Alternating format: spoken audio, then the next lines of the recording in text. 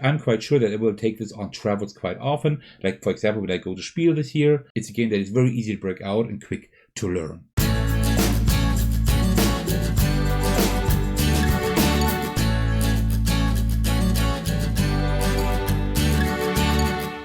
Hey everyone, this is Attackers, and I'm back with another Kickstarter preview, and this time I will be talking about D.O.T. or DOT, designed by Chris Prescott. That name may ring a bell if you've been watching my channel for a while, because I have covered, I think, all of the other games as well, such as Zuli, like the little zoo game where you try to put animals into specific enclosures, and also Molehill Meadows where you play as Mika the Mole, and the little flip in the right game. And today I will be presenting to you D.O.T. DOT. This will be crowdfunded alongside Fetching Feathers, which I will also feature on my channel very soon on Kickstarter starting October 9th of this year. So before we get started, grab yourself a cup of tea and let's do this. All right, there we go.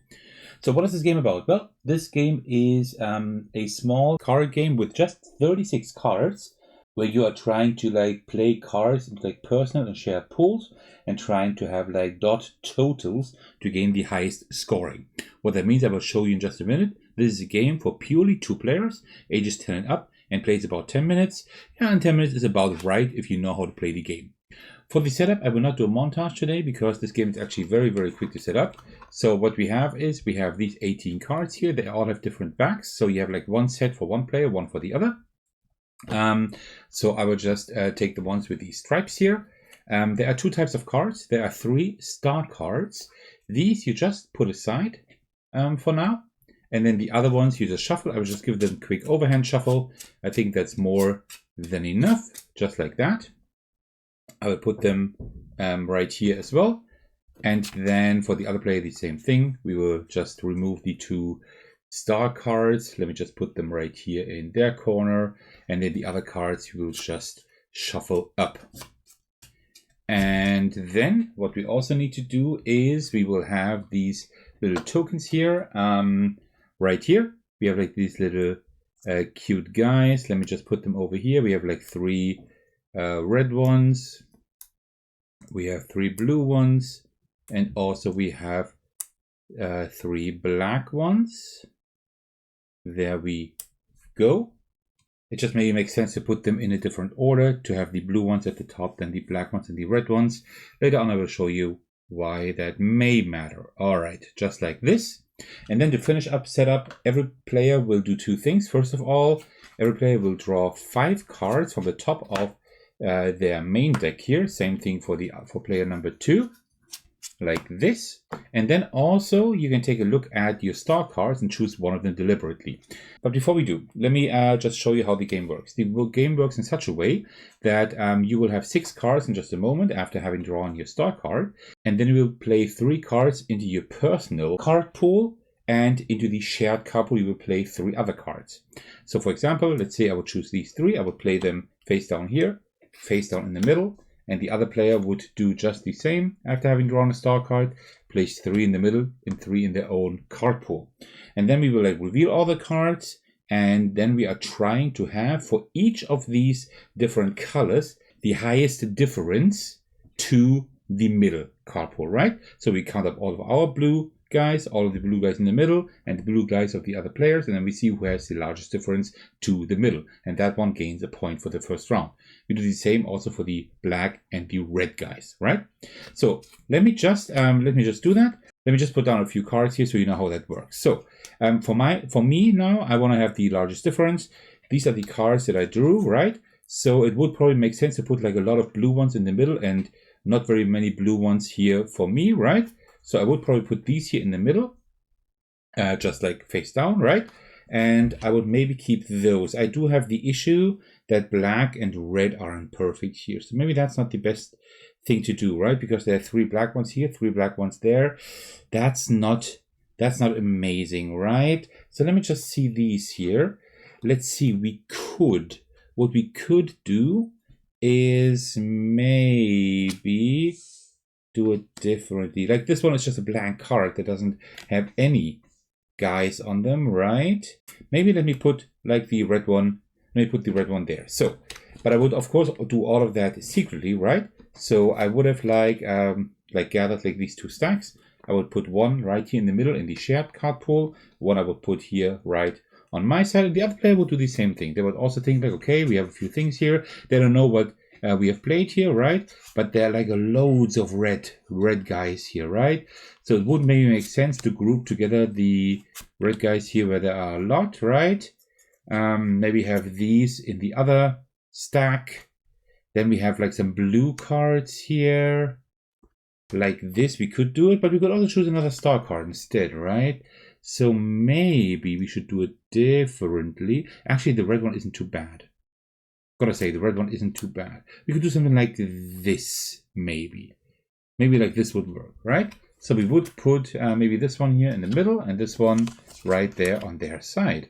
And that's what you would do, just secretly each of the two players. And then we reveal the cards first in the player pools, right?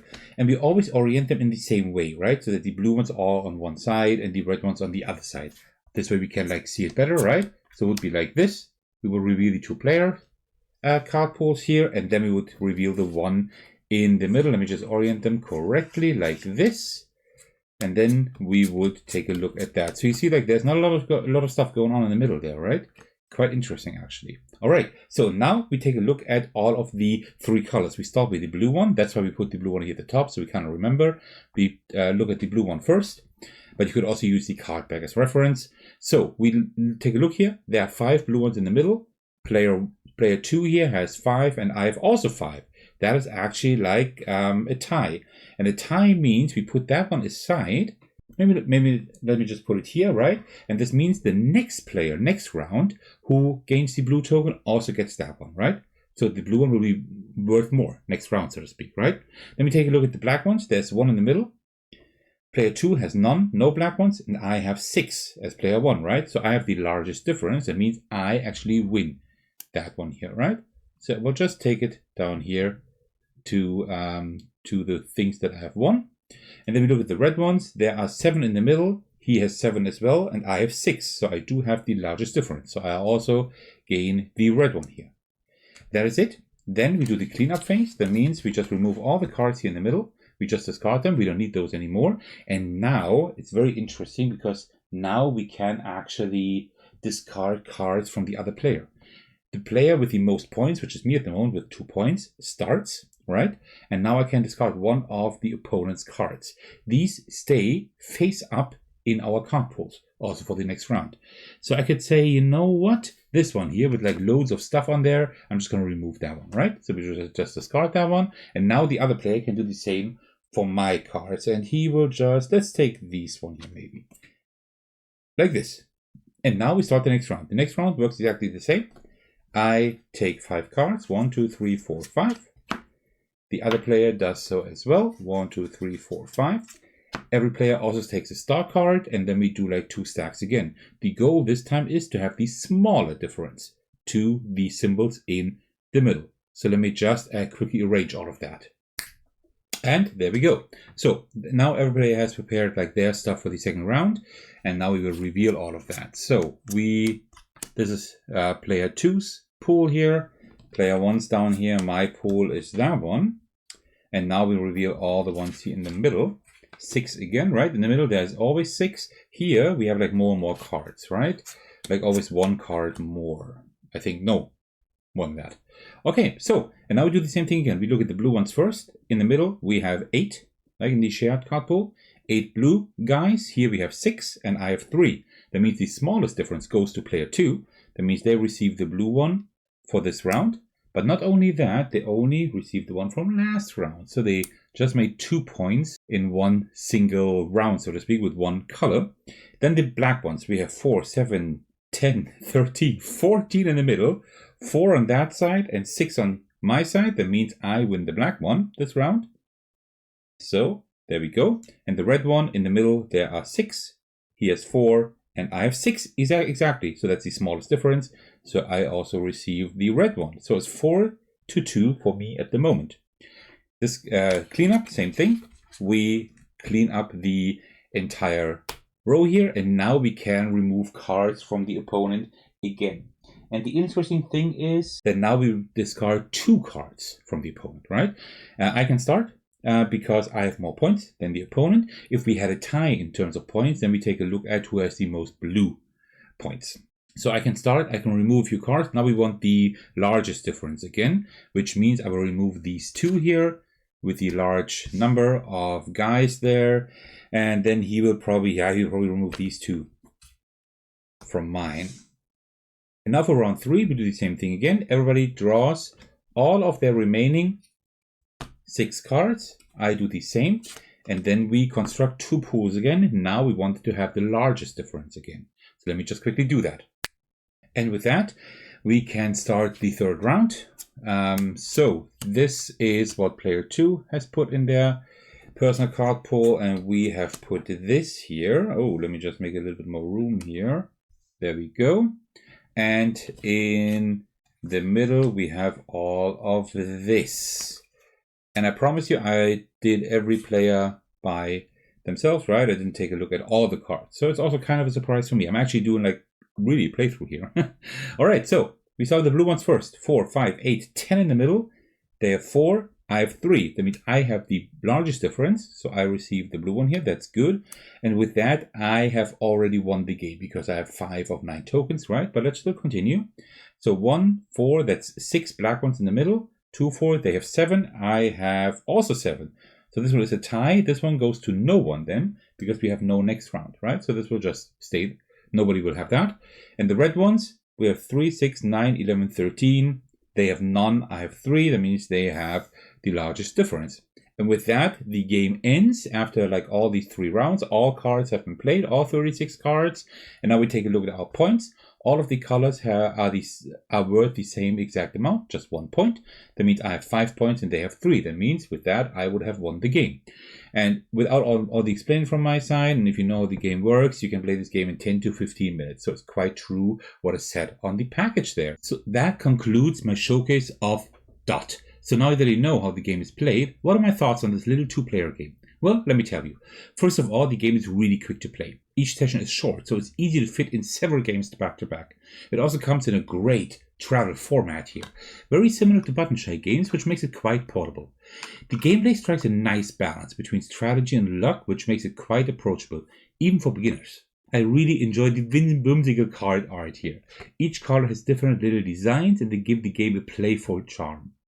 Both players have the exact same cards in their decks, so you can plan a little based on what you know the opponent has already played, if you are able to do that. I also like that the star card is chosen by the players each round, giving you some extra agency here. A really interesting mechanism is how the shared card area is cleared at the end of the round, but your personal area stays, at least part of it. What I especially like is that the opponent then gets to remove some of your cards from your area, 1 in the first round, 2 in the second. That creates great interaction and some very tactical decisions actually. Another strength is how quick the game is to learn. You'll be up and running in no time, and it's so short that replaying immediately feels pretty natural actually. On the flip side, the theme and story feel a bit bland, especially compared to Chris's other designs, which usually have very strong thematic hooks, mostly with animals and stuff. Card counting is possible here, and while that might appeal to some, it can be rough on players who don't enjoy doing that. A lucky turn can also sometimes swing the game in a big way, especially in the very first round when you don't have any open information yet. That makes it tough to plan or mitigate bad luck early on. All in all, D.O.T. is a clever little 2-player filler that is portable, easy to learn, and quick to play again and again. While the theme is light and luck can sometimes hit hard, the tactical decisions, player interaction, and fast pace make it a fun head-to-head game, especially if you enjoy compact designs with a mix of planning and chance. I'm quite sure that I will take this on travels quite often, like for example when I go to Spiel this year. It's a game that is very easy to break out and quick to learn. What you need to keep in mind is that this is a prototype. While the cards already feel really good and like this format here already is great, rules are still missing in this prototype. They will be part of the final design. Also, these little paper tokens, they will actually be really nice, like 5mm thick screen printed wooden scoring tokens, which is really cool to have. Oh, and also, while packing this game together, I realized I've got to tell you another change to this version, to the production copy that will be funded on Kickstarter. This will also not be a tuck box like this, but it will actually be a 2-piece hard box, right? So even better for traveling, right? Because it's just more like damage resistant and stuff. Just forgot to tell you that. All right, back to the video. And then on the Kickstarter, during the Kickstarter campaign, you can get only this game, or you can get it together as a bundle with Fetching Feathers, and then you will save a little bit of money as far as I know. Well, that concludes my Kickstarter preview of D.O.T. Difference.Over.Time. I hope you enjoyed the video. Thank you for watching and sticking to the very end of the video. As usual, my thanks goes out to all of you. A special shout out to my generous patrons. The biggest thanks goes out to Thagano for supporting me at the highest tier. I truly appreciate that. You can also support me by watching, liking, and commenting on my videos, subscribing to my channel, support me on Patreon, and join my Discord server to hang out with me and my amazing community. Alright, thank you so much for watching. I will see you in the very next video or on my Discord server. Take care everyone, stay safe, and cheers.